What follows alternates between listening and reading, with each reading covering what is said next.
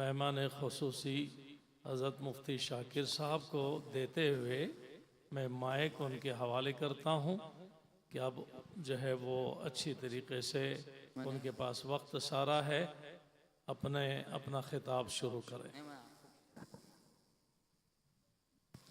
अस्सलामु अलैकुम वरहमतुल्लाहि वबरकातुहू। बहुत सी जगहों पर बहुत कुछ सीखने को मिलता है। मैंने अपने बाद कारी साहब को ऐसा पाया जिन्होंने बोलना ज़रूरी नहीं समझा बल्कि खामोश रहना ज़रूरी समझा। इस वक्त हर एक को बोलने की बीमारी है और ये सीखने की बहुत ज़रूरत है। और ज़्यादा बोलने को तो कमाल समझा जा रहा है। 3 घंटे की तकरीरें, 3.5 घंटे की तकरीरें। हमने आप सल्लल्लाहु अलैहि वसल्लम का खुतबा और बयान तलाश किया तो 18 मिनट से ज़्यादा नहीं मिला। ये बहुत ज़रूरी है कि काम पूरा हो जाए और बोलो तो मकसद पर बोलो। इब्राहिम लंकन से किसी ने कहा, तुम बेहतरीन मुकर्रिर हो, कितनी तैयारी करते हो? कहने लगे, बयान के टाइम पर डिपेंड है। आप अगर बोलो कि तुमको आधा घंटा बयान करना है तो मुझे 1 हफ्ता तैयारी के लिए लगेगा। अगर कहो कि 1 घंटा तो 4 दिन। अगर कहो कि 4 घंटे बोलना है तो अभी शुरू हो जाता हूं। मक्खन निकालने में कई किलो हमको दूध लगता है, तब मलाई बनती है, मक्खन बनता है। तो ये बहुत अहम पॉइंट है कि भाई जिस मकसद के लिए आए हैं वो मकसद पूरा हो जाए। मैं खुसूसन यहाँ पर ये जो अमला आपके यहाँ तैयारी करा रहा है उसमें ख़ास तौर से जो हाफिज़ उसैद साहब हैं, मुझे हमेशा इन्होंने मुतासिर किया है और तारीफ करना चाहिए कि वो अपने तमाम आज़ार के बावजूद अपने अब्बा के मिशन को लेकर चलने में जितनी कोशिश करते हैं वो मेरे लिए काबिल रश्क है। और बहुत ही माशाअल्लाह मुख्तसर मुफीद अंदाज होता है। तूले लाताइल टाइम पास खुद नुमाई कुछ भी नहीं। और उनके माताहत जो काम करने वाले हैं उन्होंने जो ये लिखा है और बच्चों की तैयारी कराई है वाकई काबिल रश्क है। कुल मिलाकर ये मेहनत बहुत कामयाब है। अल्लाह ताला जज़ाए खैर दे। मैं तो जब पूना में मैंने मंगाया, प्रिंट निकाली और ये सवाल व जवाब मैंने पढ़े तो अभी शिकायतन मैंने उनसे कहा कि इसको मदरसे तक महदूद क्यों किया? ये मेहनत तो हमारी पूरी बस्ती के हर बच्चा और बच्ची पर होनी चाहिए। अब नहीं होती हैं ऐसी बुनियादी मेहनतें। अल्लाह ताला जज़ाए खैर दे, इनकी मेहनतों को कबूल फरमाए, हिस्सा लेने वालों को और हिम्मत अफजाई करने वालों को भी कबूल फरमाए। हज़रत हुसैन रज़ी अल्लाहु अन्हु और हज़रत हसन रज़ी अल्लाहु अन्हु हमारी आँखों के तारे हैं। हुज़ूर पाक सल्लल्लाहु अलैहि वसल्लम के नवासे हैं और इस्लाम की बुनियाद है। हुकूमत करने वाले बुनियाद नहीं है। हुकूमत को छोड़कर खिलाफत के लिए जान दे देने वाले ये हमारे लिए बुनियाद है। दोनों में फ़र्क है। खिलाफत चलती रही, खिलाफत के बाद आई मुलूकियत। सबक़त लिसानी से या फ़िक्री गलती से उसे इत्तेहाद लफ्ज़ कहा जाए या जो भी कहा जाए, जो भी मकसद रहा हो, हज़रत मुआविया रज़ी अल्लाहु अन्हु को हम गलत नहीं कहते हैं, हक़ पर मानते हैं, लेकिन अफजल कभी नहीं कहते। अफजल तो अल्हम्दुलिल्लाह हज़रत हसन और हज़रत हुसैन और अहले बैत रहे हैं, सलाहियत के एतबार से भी, सालिहियत के एतबार से भी। ऐसा नहीं कि इनमें सलाहियत नहीं थी, बल्कि ये जो कुछ था हुकूमत का चक्कर था, जो दूसरों की तरफ से था, ये इक़्तिदार का भी चक्कर था, हुकूमत का भी चक्कर था। इसलिए हज़रत हसन और हज़रत हुसैन रज़ी अल्लाहु अन्हुमा ये हमारे लिए सबसे पहले नमूना है तर्के हुकूमत में, कुर्बानिये जज्बात में, ईसार में और उम्मत को लड़ने से बचाने में। आजकल की हुकूमत का जो मिजाज है, बच्चे अगर बैठ जाएं एक जगह तो अच्छा ये चल फिर के माहौल ख़राब ना करें। आजकल का मिजाज है कि हुकूमत के वास्ते जायज़ नाजायज़ सब कर डालो। ये वहाँ नहीं था, बल्कि हुजूर पाक सल्लल्लाहु अलैहि वसल्लम ने कई किस्म की पेशीन गोई फरमाई थी।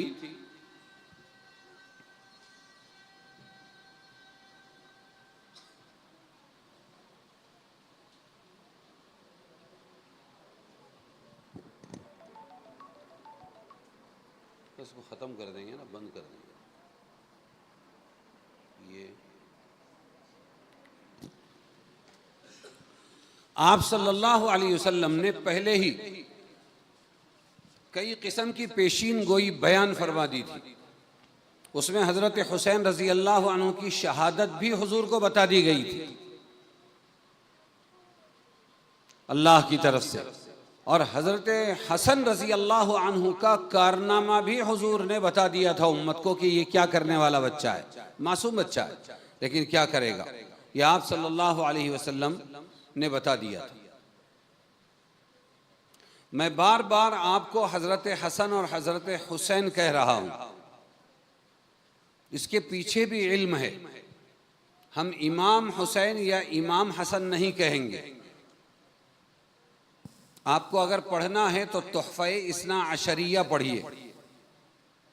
तोहफ़ा हदिया इस्ना अशरिया 1200 हिजरी में शाह अब्दुल अजीज रहमतुल्लाहि अलैहि ने एक किताब लिखी थी, इसलिए कि दिल्ली के हर 4 घरों के अंदर एक घर पूरा शिया हुआ करता था। तो उन्होंने उसमें उनकी मक्कारियां लिखी हुई है,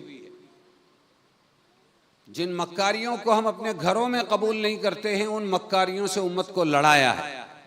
इसलिए हमारे यहाँ इफरात और तफरीत नहीं है। जो हज़रत हसन, हज़रत हुसैन और अहले बैत से मोहब्बत न करें, हमारा ये अकीदा है कि वो बातिल पर है और वो नजात नहीं पा सकता। इतना बड़ा मसला है। मैं हदीस की रूह से कह रहा हूँ कि आप सल्लल्लाहु अलैहि वसल्लम ने इस बारे में फरमाया, और ये फरमाया कि मेरे अहले बैत नूह अलैहिस्सलाम की कश्ती की तरह है, जो उसमें सवार हो गया वो तो पार हो गया, लेकिन जो इसमें सवार ना हो सका यानी अहले बैत से।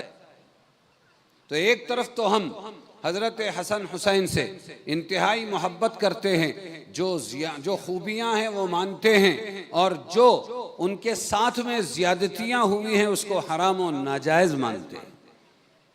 लेकिन दूसरी तरफ उनको बहाना बनाकर और उनका झंडा लेकर अगर कोई आगे बढ़ के उम्मत में तफरीक पैदा करे तो हम उसका भी साथ नहीं देते। इसलिए कि इस उम्मत को हुजूर पाक सल्लल्लाहु अलैहि वसल्लम ने बड़ी मेहनतों से जोड़ा था, और आपको मालूम होते हुए भी कोई रिएक्शन नहीं था सिवाय अफसोस के कि हज़रत हुसैन की शहादत की खबर दी गई हुजूर सल्लल्लाहु अलैहि वसल्लम को, लेकिन आप सल्लल्लाहु अलैहि वसल्लम ने उसका तदारुक करने या उसके बारे में पहले से कोई तैयारी करने का हुक्म नहीं फरमाया।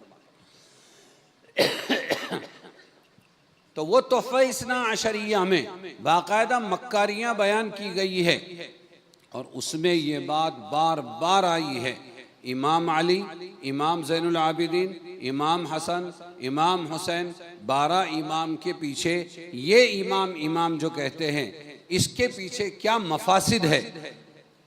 और एक हम लोग इमाम शाफिई और इमाम अबू हनीफा और इमाम मालिक, इमाम अहमद इब्न हम्बल वगैरह कहते हैं, इस इमाम में क्या फ़र्क है, ज़मीन और आसमान का फ़र्क। मैंने तोहफ़ा इस्ना अशरिया के दर्स दिए हैं, सबक पढ़ाए, और खुलासा लफ्ज़ इमाम के पीछे शियों की तरफ से ये है, वो चाहे इमाम हुसैन को कहें या इमाम हसन को या 12 इमाम को, उनका नज़रिया इसके पीछे ये है, इमाम को इख्तियार अल्लाह से भी ज़्यादा होता है। इमाम को इख्तियार अल्लाह से भी ज़्यादा होता है। अल्लाह ताला ने हज़रत अली को पूरी कायनात का इख्तियार देकर अल्लाह छुट्टी पर चला गया। फिर वहाँ से वो इख्तियार उनके बेटों के अंदर और बेटों के बेटों के अंदर आता रहा। क्या इख्तियार है? वो हलाल को हराम कर सकते हैं और हराम को हलाल कर सकते हैं। आप समझो इसको, अल्लाह से बढ़कर इख्तियार कि हलाल को हराम कर सकता है इमाम और हराम को हलाल कर सकता है। इसलिए बस मैं ज़्यादा तफसील में नहीं आऊँगा। इसलिए हम लफ्ज़ इमाम बोलने से, इमाम हसन और इमाम हुसैन को लफ्ज़ इमाम बोलने से हम परहेज़ करते हैं। और ये रह गई बात कि इमाम शाफ़िई चारों अइम्मा, तो ये इमाम सिर्फ़ इस एतबार से है कि हदीसें और कुरान पाक की जो बातें हमको समझ में नहीं आती थी, उन अहकाम की वजाहत अल्लाह ने इनको अता फरमाई, अब हमारी समझ में आया, इसलिए तरजीह हमने इमाम शाफ़िई को दी, हम उनके पीछे चलने वाले बन गए। और किसी ने इमाम अबू हनीफ़ा को तरजीह दी, उनके पीछे चलने वाले बन गए। और कोई जो इमाम मालिक के पीछे और कोई इमाम अहमद इब्न हम्बल के पीछे चलने वाला बन गया। तो वहाँ क्या है? सिर्फ तरजीह है। ये साहिब शरीयत लोग नहीं है कि इन्होंने कोई हराम था उसको हलाल किया और कोई हलाल था उसको हराम किया। यहाँ इमामत का मतलब मुक़्तदा है और कुछ नहीं है। जिसे हज़रत अबू दरदा रज़ी अल्लाह अन्हु ने फरमाया था, नहनु कौमुन युक़्तदा बिना, हम एक ऐसी कौम है सहाबा की कि हमारी इक़्तिदा की जाती है, हम इमाम रहते हैं, संभल के चलना चाहिए, इसलिए कि हमको देखकर लोग चलते हैं, हम ज़रा फिसले तो लोग फिसल जाएंगे। तो इमाम के इस्तेमाल में, लफ्ज़ इमाम के इस्तेमाल में फ़र्क को समझे। मौजू नहीं है मेरा, इस वास्ते उस पर ज़्यादा नहीं बोलूँ। हज़रत हुसैन और हज़रत हसन रज़ी अल्लाह अन्हुमा और उनकी अम्मा और उनके अब्बा के बारे में हुज़ूर पाक सल्लल्लाहु अलैहि वसल्लम ने बहुत फ़जीलतें बयान फरमाई। आप सल्लल्लाहु अलैहि वसल्लम बैठे हुए और आपने अपनी चादर में हज़रत हसन को समेटा, इसी तरह हज़रत हुसैन को समेटा, अब्बा आ गए अली और बेटी आ गई फ़ातिमा, उनको भी समेटा अपनी चादर में और फरमाया, अल्लाहुम्मा हाउलाई अहलु बैती, ये हैं मेरे घर वाले। अल्लाह के नबी ने जिनको अपने घर वाले कहा, उससे बड़ा मर्तबा और क्या हो सकता है। इसी तरह चादर में एक मरतबा इन तमाम को दाखिल किया हुजूर सल्लल्लाहु अलैहि वसल्लम ने। और ये कब हुआ? जब वो मुबाहले की आयत नाजिल हुई कि अहले किताब, तुम लोग मुबाहला करना चाहते हो, हक पर कौन है तो आओ, तुम्हारे अहल को जमा करो एक मैदान में, हमारे अहल को हम जमा करते हैं और अल्लाह के अज़ाब को दावत देते हैं। जिस पर अल्लाह का अज़ाब आया वो बातिल और जिस पर अल्लाह का अज़ाब नहीं आया वो हक पर है। तो आपने उस वक्त किसको बुलाया? अपने घर वालों को। तो इन्हीं चारों को बुलाया, हसन, हुसैन, फातिमा और हज़रत अली। और फिर उसके बाद ये आयत तिलावत फरमाई, इन्नमा युरीदुल्लाहु लियुज़हिबा अन्कुमुर रिज्सा अहलल बैति व युतहिरकुम तत्हीरा। अल्लाह ये चाहता है कि ए अहले बैत, रसूल के अहले बैत, तुमसे गंदगी को, नापाकी को दूर कर देवे और तुम्हें पाक साफ बना देवे। ये आप सल्लल्लाहु अलैहि वसल्लम की बशारतें हैं पूरे अहले बैत के लिए और ख़ास तौर से हज़रत हसन हुसैन रज़ी अल्लाह अन्हुमा के लिए। एक मरतबा आप सल्लल्लाहु अलैहि वसल्लम बैठे हुए थे और फरमाया कि जिब्राइल ने आज मुझे खुशखबरी सुनाई, बल्कि जिब्राइल ने ऐसा फरिश्ता आया जो पहली मरतबा रुए ज़मीन पर आया, इससे पहले नहीं आया। कि क्या खुशखबरी सुनाई? फातिमा सय्यदतुन निसाई अहलिल जन्ना है। फातिमा क्या है? तमाम जन्नती औरतों की सरदार है। सय्यदतु निसाई अहलिल जन्नह। इसी तरह एक मरतबा आप सल्लल्लाहु अलैहि वसल्लम ने फरमाया, अतरुकु फीकुमुस सक़लैन, मैं तुम्हारे दरमियान में दो मजबूत चीज़ें छोड़ रहा हूँ। एक तो अल्लाह की किताब है, इसको मजबूती से पकड़े रहना, कभी इसको छोड़ना नहीं। और फिर फरमाया दूसरी चीज़ क्या है कि दूसरी चीज़ अहलु बैती, मेरे ये घर वाले हैं, मेरे अहले बैत है, मेरे ये घर वाले हैं, इनके बारे में हमेशा अल्लाह को याद रखना। उज़क्किरुल्लाह, मैं अल्लाह ताला की याद दिलाता हूँ तुमको, कभी मेरे अहले बैत के साथ में नफरत वाला मुआमला नहीं करना, बल्कि हमेशा मोहब्बत वाला मुआमला करना। और फरमाया ये जो मेरे अहले बैत की मोहब्बत है, ये हब्लुल्लाहि अलल हुदा और अला ज़लाला, ये अल्लाह की रस्सी है। जो इन अहले बैत से मोहब्बत करेगा वो हिदायत पर होगा, जो अहले बैत से नफरत करेगा वो गुमराही पर होगा। इतनी वजाहतें हैं, उनमें है हजरत हुसैन, उनमें है हजरत हसन, कि ये आप सल्लल्लाहु अलैहि वसल्लम के अहले बैत है। एक मरतबा किसी ने देखा कि आप सल्लल्लाहु अलैहि वसल्लम के कंधे पर हजरत हसन इब्ने अली रजी अल्लाह अन्हु बैठे हुए हैं, सवार है, और आप सल्लल्लाहु अलैहि वसल्लम फरमाते हैं, अल्लाहुम्मा इन्नी उहिब्बुहु फअहिब्बहु, ऐ अल्लाह मैं इससे मोहब्बत करता हूँ तो आप भी इससे मोहब्बत कीजिए, और उससे भी मोहब्बत कीजिए जो इससे मोहब्बत करे। हसन हुसैन रजी अल्लाह अन्हुमा दोनों के बारे में आप सल्लल्लाहु अलैहि वसल्लम की बशारतें और फजीलतें हैं। फिर एक मरतबा आप सल्लल्लाहु अलैहि वसल्लम ने देखा, खुतबा दे रहे थे और चलते फिरते हजरत हसन आ गए, छोटे से बच्चे थे। आपने खुतबा रोका, उनको उठा के लाए, अपने सामने बिठाया और फरमाया, सच कहा है अल्लाह ने, इन्नमा अम्वालुकुम व औलादुकुम फितना, बेशक तुम्हारी औलाद तुम्हारे माल फितना है, यानी आजमाइश है। मैंने देखो तुमसे बात करते हुए बात को छोड़ दिया और जाकर बच्चे को उठाकर लाया। फिर आप कभी उस मजमे को देखते थे और कभी आप सल्लल्लाहु अलैहि वसल्लम किसको देखते? वो बच्चे हजरत हसन को देखते, कभी उधर कभी इधर। फिर आप सल्लल्लाहु अलैहि वसल्लम ने फरमाया कि मेरा ये जो बच्चा है, इन्ना हाजा इब्नी, मेरा ये बच्चा हसन सय्यदुन, ये सरदार है। क्या है? सरदार। वलअल्लाह अन युस्लिह बिही, और उम्मीद है कि अल्लाह ताला इसके जरिए दो अजीम मुस्लिम जमाअतों के दरमियान में जोड़ पैदा फरमाएंगे। क्या क्या पैदा फरमाएंगे? जोड़ पैदा फरमाएंगे। यह आप सल्लल्लाहु अलैहि वसल्लम ने बताया। सरदार, सय्यद किसको कहते हैं? जिसका गुस्सा हमेशा मगलूब रहे, जिसका गुस्सा उस पर गालिब ना आए, उसको कहते हैं सरदार। तो हजरत हसन रजी अल्लाह अन्हु की ये बड़ी खूबी का सर्टिफिकेट अल्लाह ताला ने रसूलुल्लाह सल्लल्लाहु अलैहि वसल्लम के जरिए अता फरमाया कि ये मेरा बच्चा जो है ये सरदार रहेगा, यानी गुस्से पर गालिब रहेगा और गुस्सा इसको मगलूब न कर सकेगा। और ऐसा ही हुआ।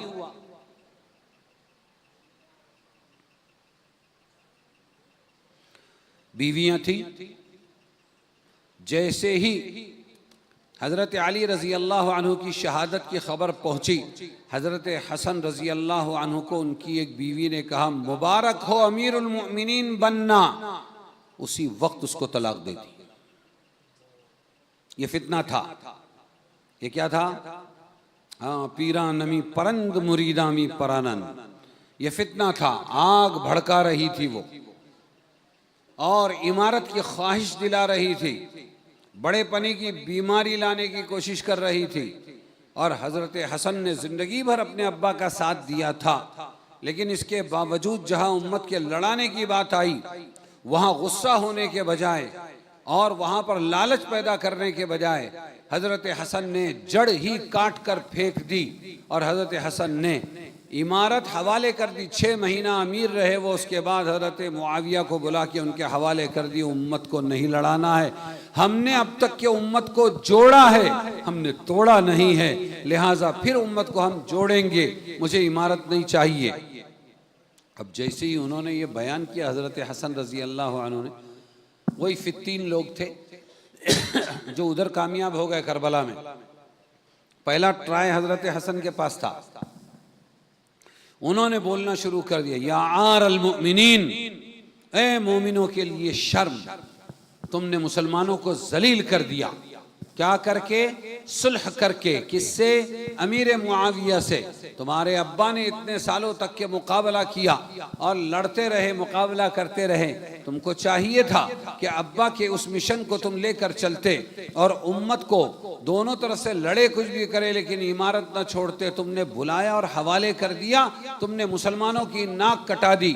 वो खड़े हुए मिंबर रसूल सल्लल्लाहु अलैहि वसल्लम पर हजरत हसन रजी अल्लाह अन्हु इतना बेहतरीन खुतबा दिया, छोटा सा, यूं कहा, ए लोगों, हमने आज तक के उम्मत को जोड़ा है, तोड़ा नहीं है। आज मैंने वही काम किया कि उम्मत को जोड़ने के लिए ये कुर्बानी दी है। और सुन लो, अगर ये इमारत मुआविया का हक था तो मैं हकदार को उसका हक सुपुर्द कर चुका, और अगर ये मेरा हक था तो मैंने अपना हक बख्श दिया।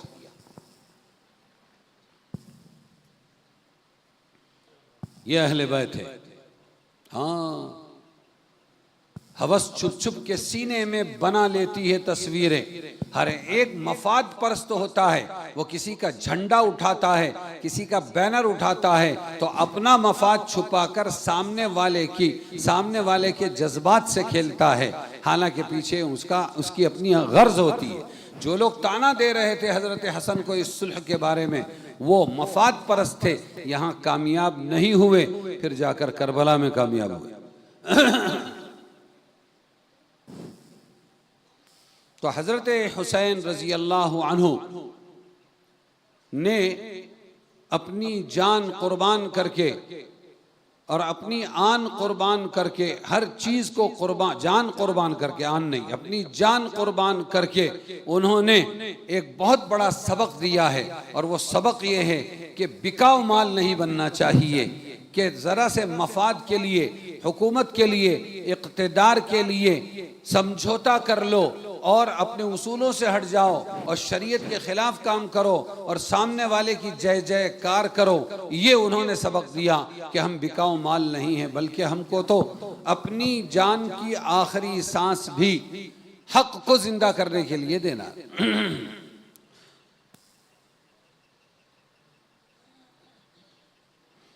तो हमारे यहाँ पर 2 किस्म के लोग हैं। एक हजरत हुसैन से मोहब्बत करते हैं तो उसमें गुलू करते हैं, और एक हजरत हुसैन से नफ़रत करते हैं, वो नासिबी कहलाते हैं और वो बुराइयां करते हैं। हमको दरमियानी रास्ता अल्लाह के नबी ने दिया है, और वो ये है कि जो कुछ होना था क़ज़ाए क़द्र से हुआ।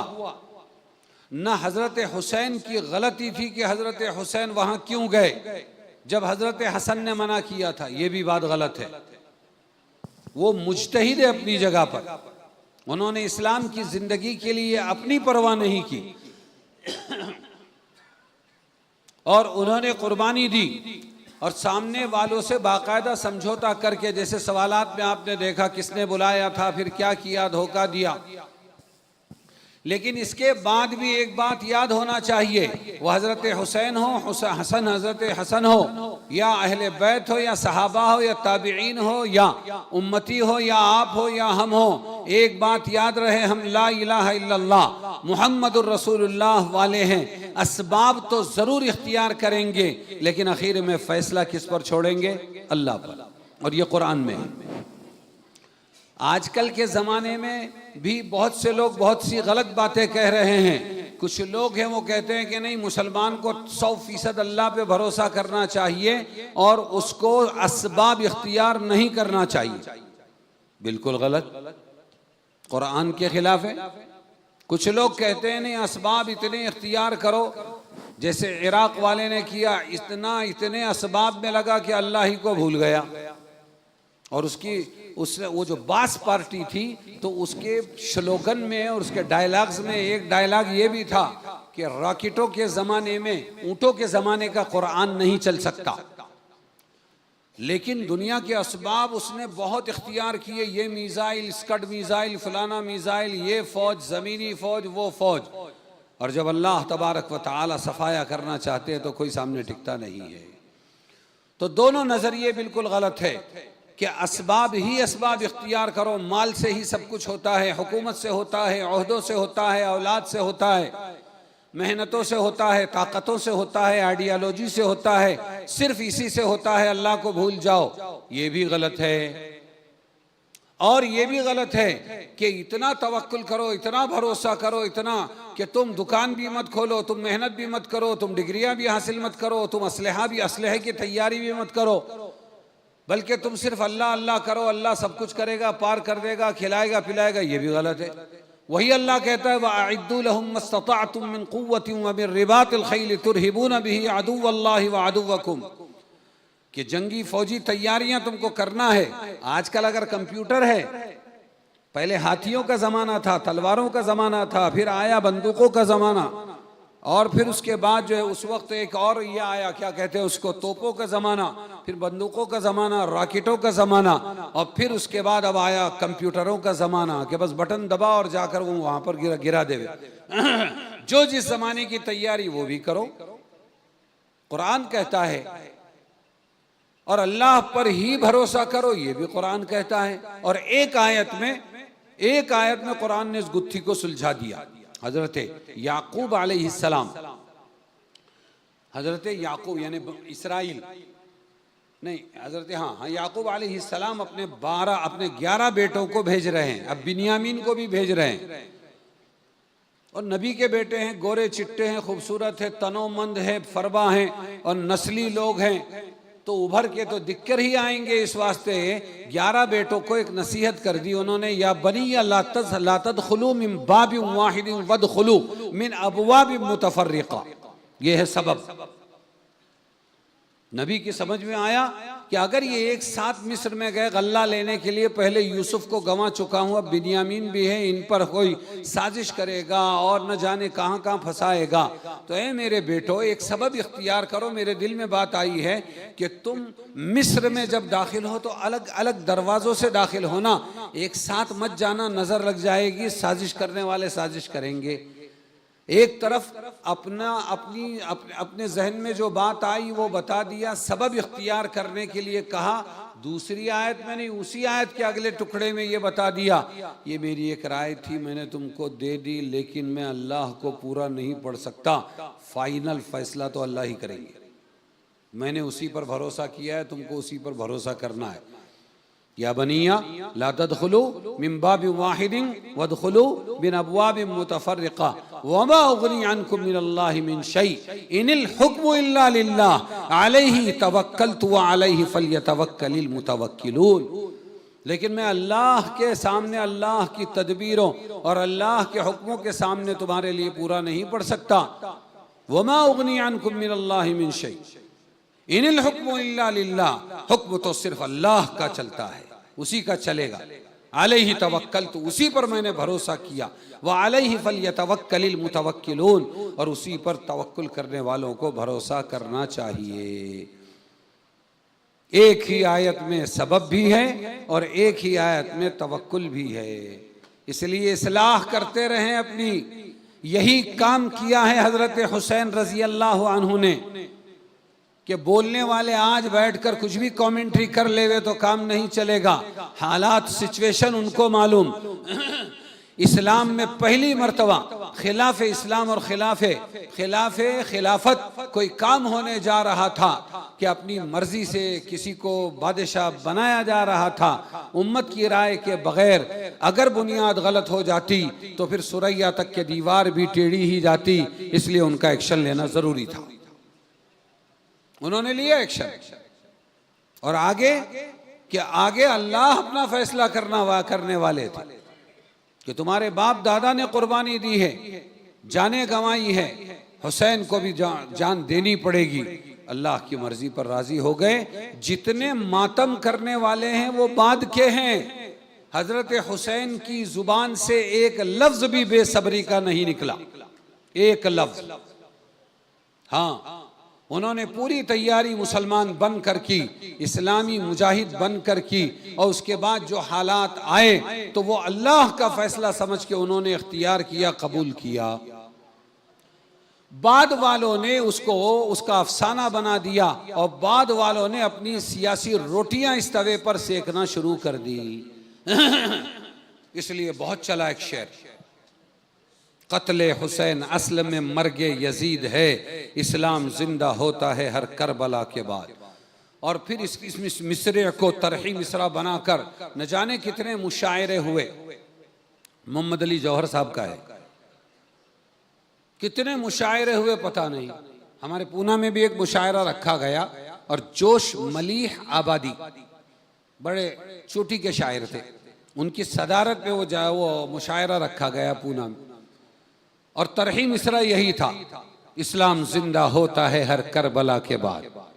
आए लोग, बड़े बड़े शुआरा आते रहे और बैठते रहे। शुरू में छोटों को मौका दिया गया।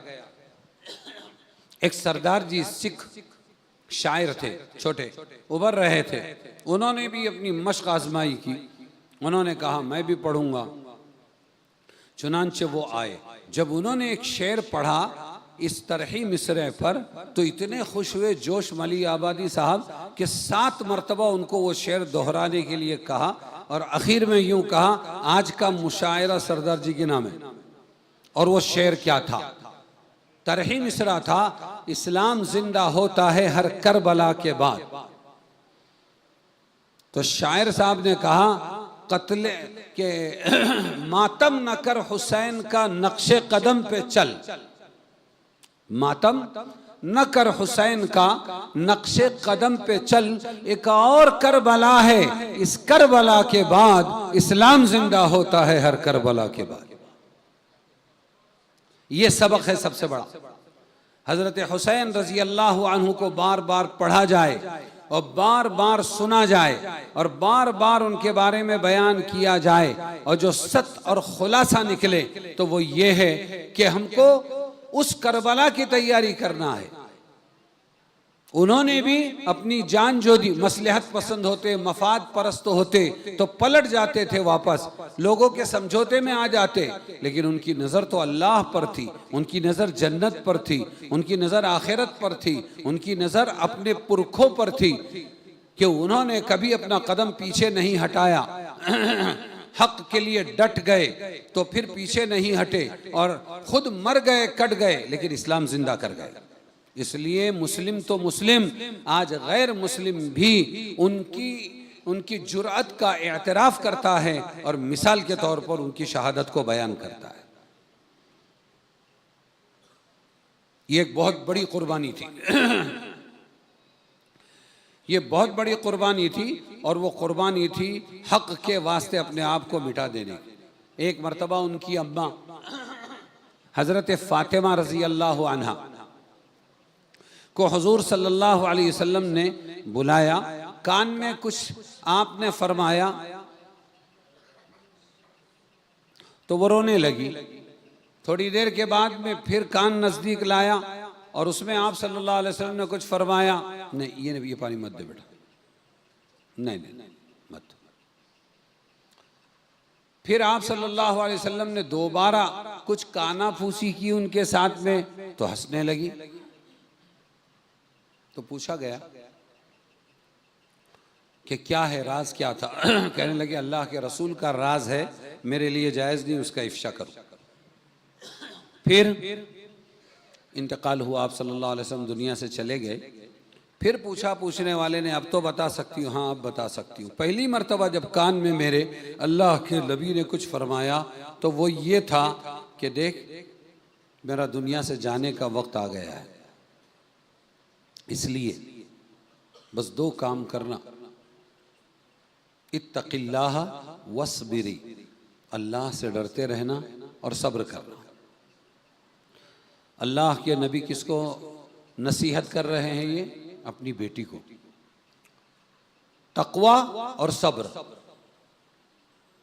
यही चीज बेटे में आई, हजरत हुसैन में, हजरत हसन में, तकवा और सब्र। इसको मजबूती से पकड़े रहे। और यही नसीहत आज हजरत हुसैन के इस प्लेटफॉर्म से हम तमाम उम्मत के लिए है कि चाहे जो कर डालो, लेकिन तकवे को, अल्लाह के लिहाज को अपने हाथ से मत छोड़ना। और हाल आता रहेगा, ये दुनिया है दुनिया, यहाँ नबी नहीं बचते हैं, हालात आएंगे। आज का हंसना कल के रोने में बदलेगा, आज का मुवाफिक कल ना मुवाफिक हो जाएगा। बाहर वालों से कम घर वालों से ज्यादा तकलीफें पहुंचेगी, नजदीक वालों से तकलीफें पहुंचेगी। लेकिन हर हाल में मौत तक के डटे रहना, तकवे का दामन हाथ से नहीं छोड़ना और सब्र का दामन हाथ से नहीं छोड़ना। ये सबक है हजरत फातिमा को हुजूर की तरफ से और हजरत हुसैन की तरफ से इस उम्मत को। दूसरी कानाफूसी क्या थी कि अल्लाह के नबी, मैं रोने लगी कि आप जाएंगे दुनिया से। दूसरी बात जो हुजूर सल्लल्लाहु अलैहि वसल्लम ने मेरे कान में कही वो ये, मेरे अहले बैत में सबसे पहले मुझसे आकर तू मिलेगी। हजरत फातिमा से फरमाया तो खुश हो गई कि अब्बा से मुलाकात हो। हजरत फातिमा कहती है सब्र की तलकीन इसलिए थी कि आप छत थे मेरी, चले गए दुनिया से। सुब्बत अलैया मसाइबु लौ अन्नहा सुब्बत अलल अय्यामी सिरना लयालिया। ये शेर है उनका कि मुझ पर ऐसी मुसीबतें बरसी है, ऐसी मुसीबतें पड़ी है कि अगर वो रातों पर वो मुसीबतें पड़ती तो वो दिन बन जाते, दिन पर पड़ती तो रात बन जाते। अलल अय्याम, दिन पर अगर वो मुसीबतें आती तो वो काली रात बन जाती थी। ऐसे हालात, ऐसी मुसीबतें आएगी। तो जो कुछ भी अफसाना है, रोना धोना है, ये आज की उम्मत का है। जैसे हमारे दरगाह वालों ने आकर तौहीद को जिंदा किया और कब्र परस्ती से रोका, अल्लाह के सिवा किसी की पूजा मत करना। लेकिन अफसोस ये है कि उनके दुनिया से जाने के बाद सबसे बड़ा बुत उनकी कब्रों को बना दिया गया और उन्हीं की पूजा शुरू कर दी गई। अल्लाह को जिसने सिखाया था हर नमाज बोल रहा हूँ, नफिल भी, हर नमाज की हर रकात में इय्याका नअबुदु व इय्याका नस्तईन, ये सिखाया था। उसी अल्लाह को बाजू को करके और एक तरफ रखकर उन्हीं बुजुर्गों से जिन्होंने ये सबक इस्लाम का पढ़ाया, तौहीद का पढ़ाया और इस्तिआनत बिल्लाह का पढ़ाया, उन लोगों से मांगना शुरू कर दिया। बच्चे मांगे, रोजी मांगी, हयात मांगी, शिफा मांगी, बस दुनिया की चीजें मांगते रहे। अरे अगर वो कुछ दे सकते तो दुनिया से तशरीफ क्यों ले जाते? अगर वो कुछ दे सकते तो दुनिया से तशरीफ क्यों ले जाते? अब आइए इसी मौजू पर सीरत का एक मुख्तसर सा पहलू कि अल्लाह ताला ने हुजूर सल्लल्लाहु अलैहि वसल्लम को भेजा और भेजकर फिर बुला लिया।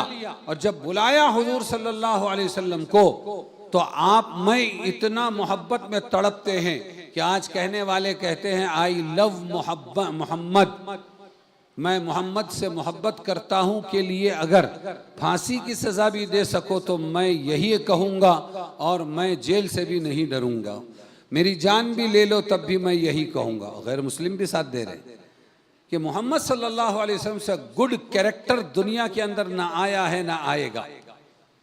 उनके साधु संत भी मानते हैं इस चीज को। दुनिया के 100 सबसे ज्यादा मकबूल शख्सियतें और अच्छी शख्सियतों को चुना गया तो हुजूर पाक सल्लल्लाहु अलैहि वसल्लम सरे फहरिस्त है।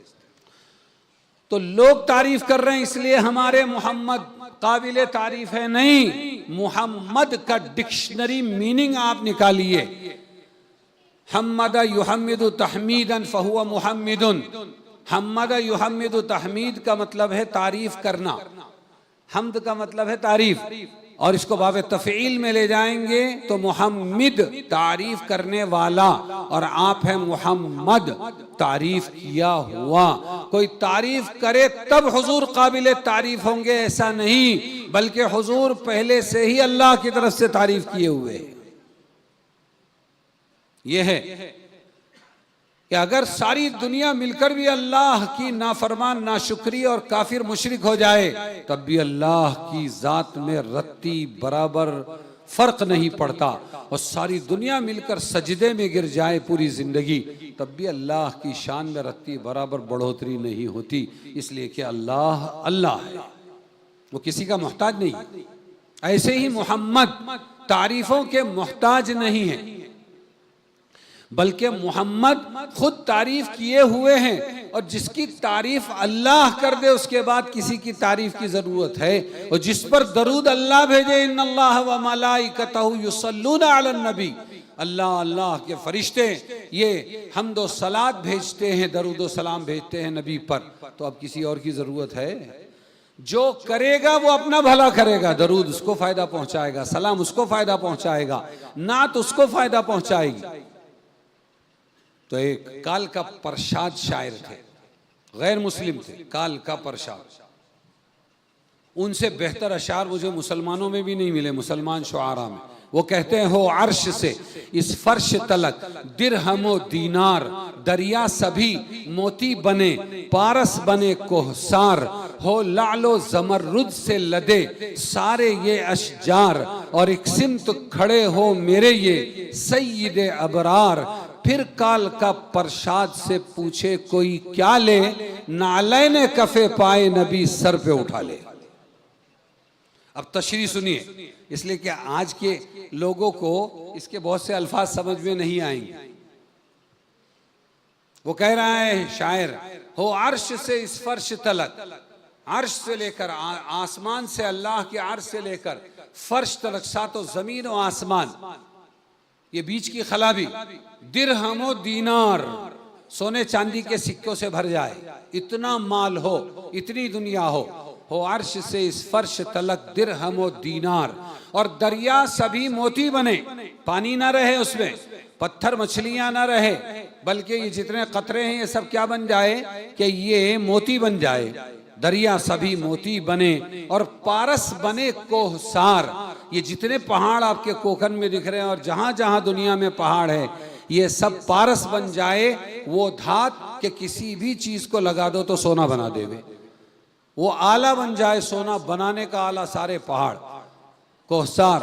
हो लालो जमरुद से लदे सारे ये अशजार, और जितने दरख्त दिखते हैं दुनिया में ये सब लाल और जमरुद से लदे हुए हो, ये उसके ऊपर पत्थर लगे हुए हो और ये कीमती जवाहरात लगे हुए हो, न पत्ते हो न वहाँ कोई और कोई फल हो, बल्कि सब यही हो, माल ही माल, माल ही माल, माल ही माल। और एक सिमत खड़े हो मेरे ये सय्यदे अबरार। नालैन कहते हैं जूतियों को, नालैन किसको कहते हैं? हाँ, चप्पलों को, दोनों चप्पलों को कहते हैं। तो वो कह रहा है, हो अर्श से इस फर्श तलक दिरहमो दीनार, दरिया सभी मोती बने, पारस बने कोहसार, हो लालो जमरुद से लदे सारे ये अशजार, एक सिमत खड़े हो मेरे ये सय्यदे अबरार। फिर काल का परशाद से पूछे कोई क्या ले, नालैने कफे पाए नबी सर पे उठा ले।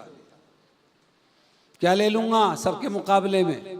जूते हुजूर के।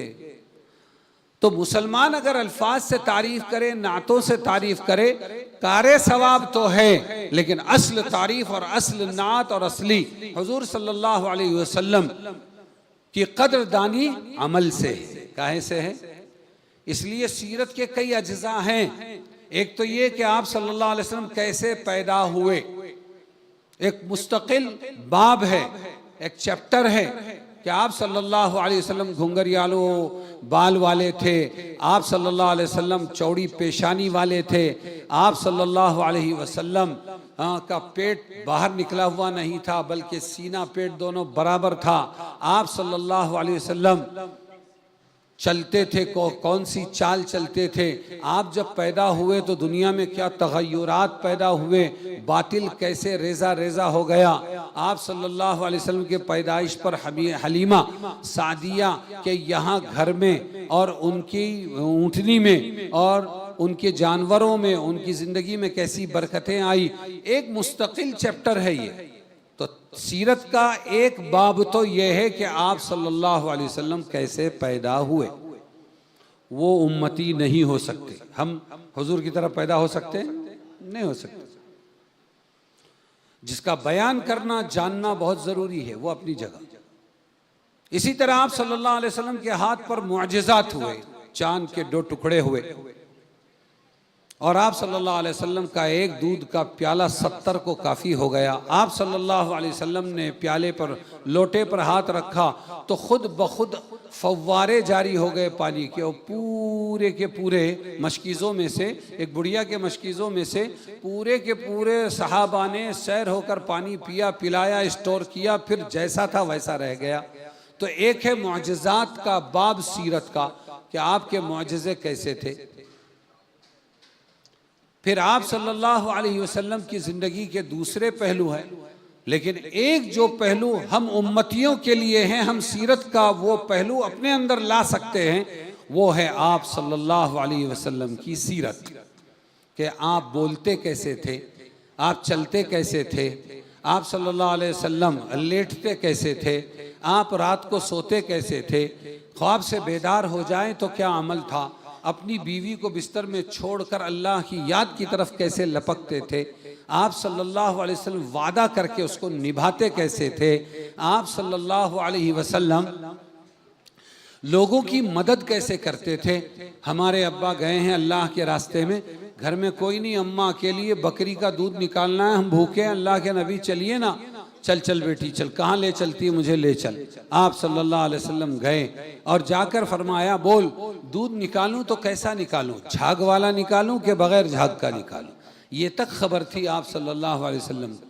आप सल्लल्लाहु अलैहि वसल्लम कैसे गरीबों के काम आते थे, कैसे मदद फरमाते थे, फिर आप लोगों में सुलह कैसे करते थे, फिर आप सल्लल्लाहु अलैहि वसल्लम ख़ानदानी झगड़े कैसे दूर करते थे, फिर आप सल्लल्लाहु अलैहि वसल्लम बुरा बोलने वालों से सरफ़े नज़र और दरगुजर कैसे करते थे, कितने हलीम थे, कितनी बर्दाश्त वाले थे आप सल्लल्लाहु अलैहि वसल्लम, दीन के लिए कितना तड़पते थे, लोगों के दरवाज़ों पर कैसे जाते थे, अपनी बेटी को पढ़ने वाली तलाक को दीन के खातिर कैसे बर्दाश्त करते थे।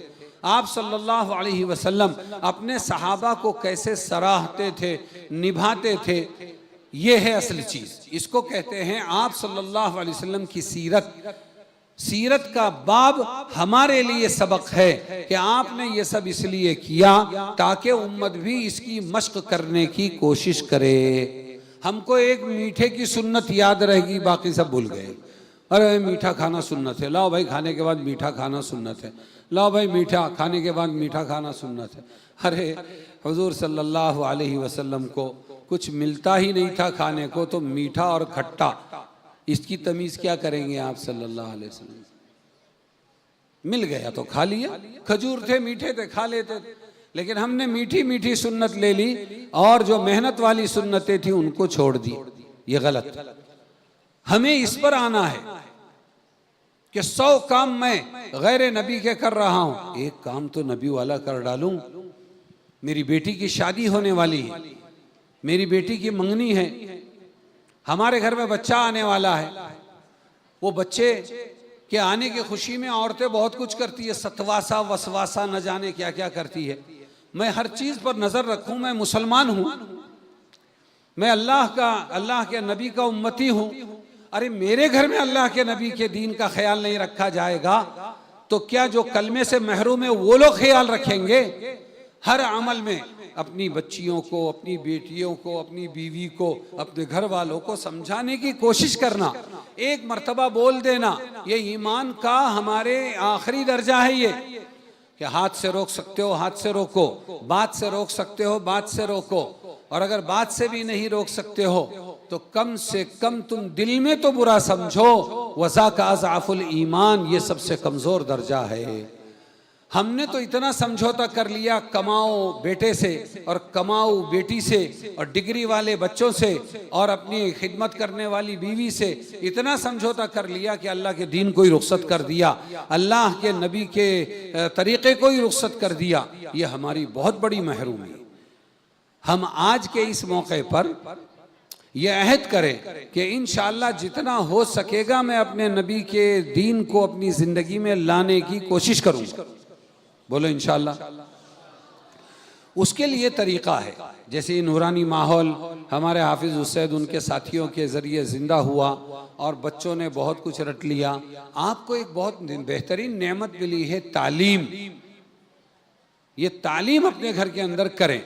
आप तालीम जो करें वो फ़ज़ाइल आमाल की करते हैं उसकी करें, आप चाहे तो मुंतखब अहादीस की करें, आप चाहे तो अल अबवाबुल मुंतखबा मिन मिशकातिल मसाबीह की करें। मिशकात शरीफ का मुंतखब लिखा था हमारे हज़रत जी मौलाना इनामुल हसन साहब ने। आप चाहे तो फ़ज़ाइल आमाल पुरानी कई किस्म की लिखी हुई है उसकी करें। आप चाहे तो कुरान की एक आयत रोज़ाना अपने घर में बैठे सुने और सुनाएं। हम पूरा दिन जिंदा करना चाहते हैं अपनी ज़ात को छोड़कर। तुम कर लो, हाँ तुम कर लो, हाँ तुम कर लो। मैंने मौलाना यूनुस साहब रहमतुल्लाहि अलैहि को देखा, जो सिर्फ महाराष्ट्र के नहीं बल्कि पूरे दुनिया के जिम्मेदारों में थे। मैं जब तालीम करता था फ़ज़ाइल आमाल की, उस ज़माने वो अकेली किताब थी, तो ऐसे घुटनों के बल बैठते थे मेरे सामने जैसे कि कोई अभी इस्लाम में दाखिल हुआ हो या अभी जमात में लगा हो।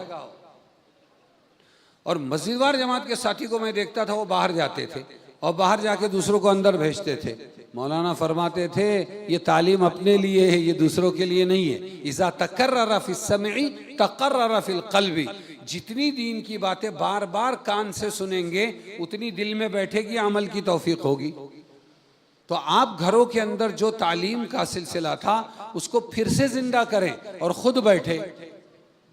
मैंने हमारे कुछ शागिर्द अचानक ट्यूबलाइट सिल गई तो उनको फ़ोन करके पूछा कि अरे भाई घर में तालीम करते हो? मौलाना पढ़ाते हैं तिरमिज़ी, बुखारी, मुस्लिम, मिशकात और तर्जमा कुरान और तफसीर और हिदाया। तो मैंने अपने शागिर्दों को पूछा कि अरे भाई आप कभी घर में तालीम करते हो? बोले नहीं करते। मैंने कहा क्यों? पगार नहीं मिलती इसलिए नहीं करते क्या? मदरसे वाले पगार देते हैं इसलिए 8-8 घंटे जाके पढ़ाते हो। कोशिश करो कि अपने घर में पहले सुनाओ। मैं तफसीर बयान करता हूँ, इतवार आज कुर्बान हो गई हूँ, कल पीर है, पहुँच गया तो इंशाल्लाह कर दूंगा। तो अपनी बच्ची और अपनी बीवी को लेकर बैठता हूँ, पहले तुम सुनो और उसके बाद में दूसरों को सुनाऊंगा। समझ में आया? हाँ, कुरान कहता है कु अनफुसकुम व अहलीकुम नारा। क्या कहता है कुरान? ऐ लोगो ऐसी आग से बचो, अपने आप को अपने घर वालों को बचाओ। वक़ूदुहन्नासु वल हिजारा, जिस आग को जलाया जाएगा पत्थरों से और इंसानों से, पत्थरों से और इंसानों से जलाया जाएगा, उस आग से बचाओ। किसको? अपने घर वालों को। तो पूछा गया ऐ अल्लाह के रसूल उस आग से बचने का तरीका क्या? फरमाया अद्दिमुहुम वअल्लिमुहुम अद्दीन, बाअदब बनाओ, अपने घर वालों को अदब सिखलाओ और दीन सिखलाओ। ये आग से बचने का जरिया है। बाप नहीं रहेगा दुनिया में लेकिन इल्म दीन रहबरी करेगा। क्या करेगा? इल्म सिखा दिया, अब वो रहबरी कर रहा है।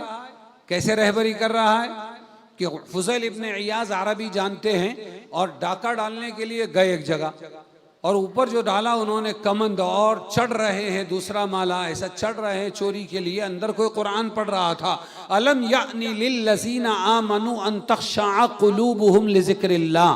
क्या ईमान वालों के लिए तौबा का वक्त नहीं आया? ये आयत पढ़ी किसके? फुज़ैल इब्न इयाज़ डाकू के कान में, अरबी थे वो। आयत डायरेक्ट जाके कान से दिल में पड़ी। क्या ईमान वालों के लिए अभी तौबा का वक्त नहीं आया? फौरन डाकू ने डाके से तौबा की, ये कहते हुए उतर गए आनल वक्त, आनल वक्त, आनल वक्त, वक्त आ गया, वक्त आ गया। और फिर वलियों के सरदार बने।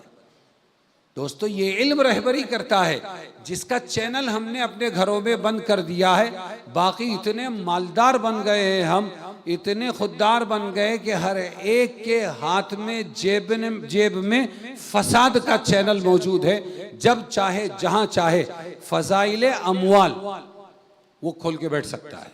तो माल की फजीलत बनेगी ना, दिल के अंदर वही फजीलत बनेगी। तो दोस्तों आज एक अहद करें कि इंशाअल्लाह हम अपने घरों के अंदर हुजूर सल्लल्लाहु अलैहि वसल्लम की सीरत को पढ़ेंगे, पढ़ाएंगे। बोलो इंशाअल्लाह।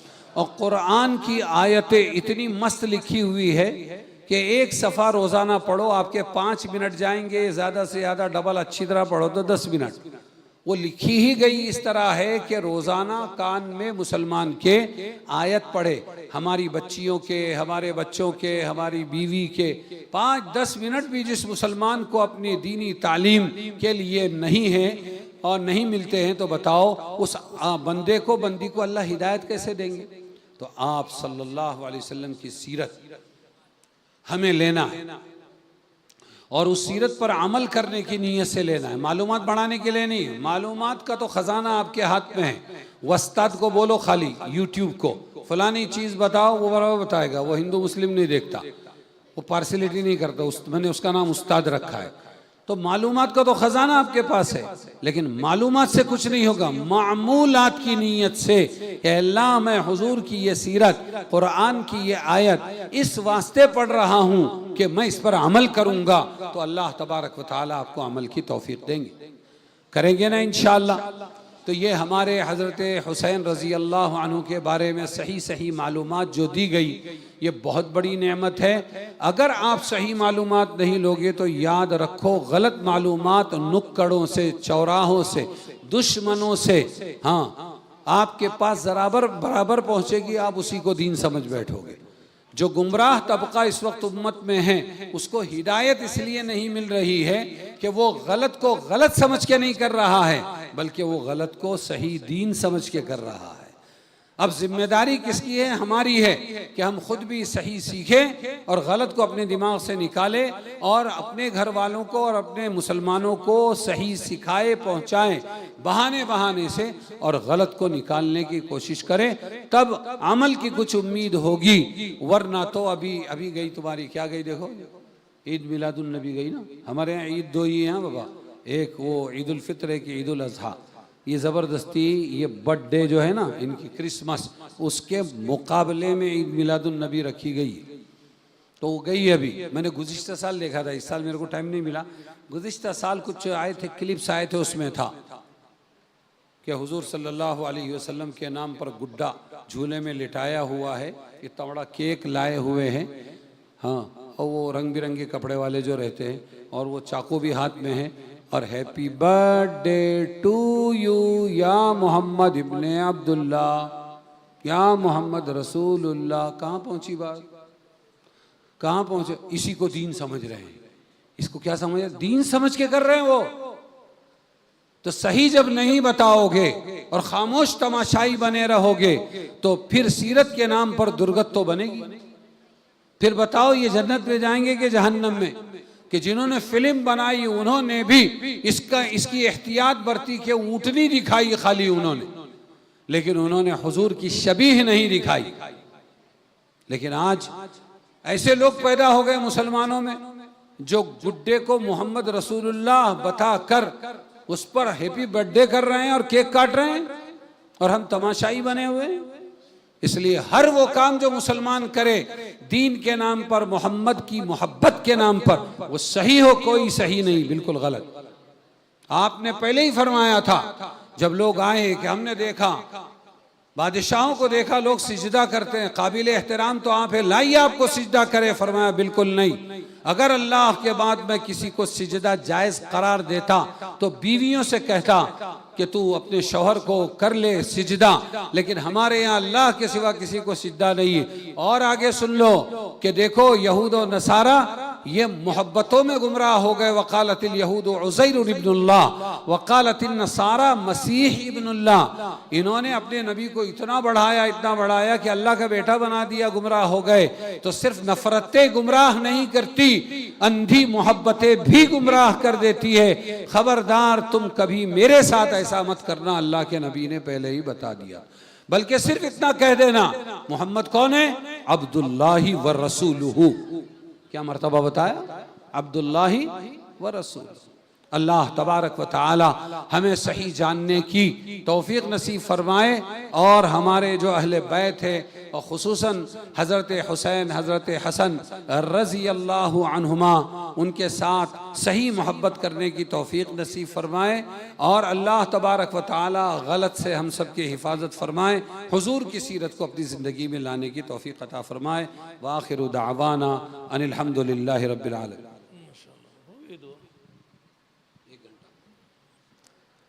दुआ तो माशाल्लाह हो गई, 2-3 ऐलानात हैं। फ़ौरन कोई जाकर अज़ान पढ़े और जिनका वज़ू है वो फौरी तौर पर शरीक हों, जमात खड़ी की जाएगी फौरी तौर पर। और बाकी जमी हाज़रीन और मेहमानान से गुजारिश है कि खाना खाए बग़ैर न जाएं। यहाँ जमात भी चलेगी और दूसरी तरफ खाना भी चलता रहेगा। और ये कि एक जमात के बाद फिर दूसरी और तीसरी, तमाम हजरात अपनी नमाज़ों की भी फ़िक्र करें।